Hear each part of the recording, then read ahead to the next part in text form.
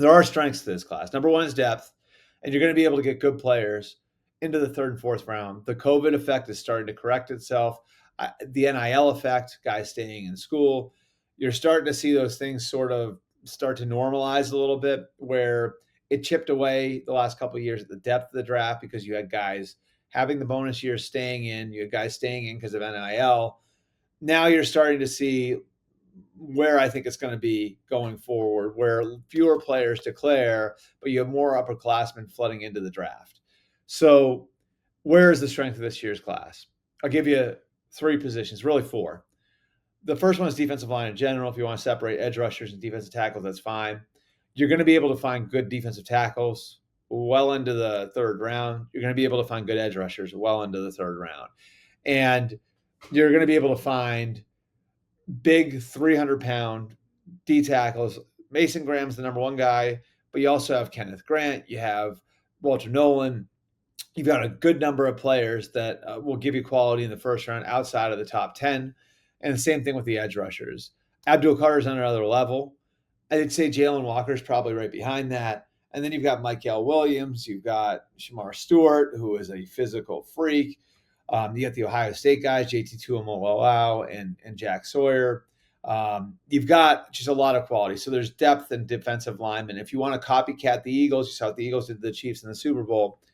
That depth in the defensive line is there for you, where you can draft that position over and over again through the first 2 days of the draft if you want to do that.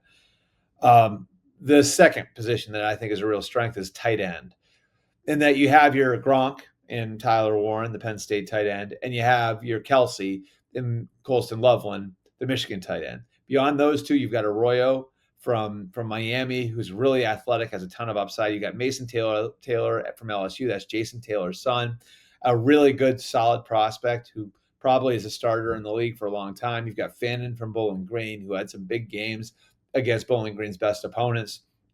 So tight end is a good position to have a need at going into this year's class or into this year's draft, where, if you wind up with Loveland and Warren, great, but you can still get really good players in the second and third round. Same thing goes for the running backs, where you have Ashton Jeanty, who some people would say is close to, if not at the level of Carter and Hunter. And how you slot him as a running back, the positional value versus those two guys who play premium positions, that's a discussion point. But Ashton Jeanty is close to, if not at the level of those two guys. You've got Amarian Hampton, who's not far off from Jeanty. And then after that, you got Quinshon Judkins from Ohio State. You got Travion Henderson, who I think is really going to be helped by Jahmyr Gibbs' success out of Ohio State. You have Caleb Johnson at Iowa. And then later on, you've got depth at that position as well, with guys like Cam Scatabo from Arizona State. So tight end, running back, not seen as premium positions, but there's a lot of quality depth in this year's class. And the interesting thing with running backs to me is, do we see some sort of effect that the success of investing in running backs created for the Ravens with Derrick Henry, for the Eagles with Saquon Barkley, for the Packers with Josh Jacobs? Just sort of an interesting time to have a really good draft class at that position.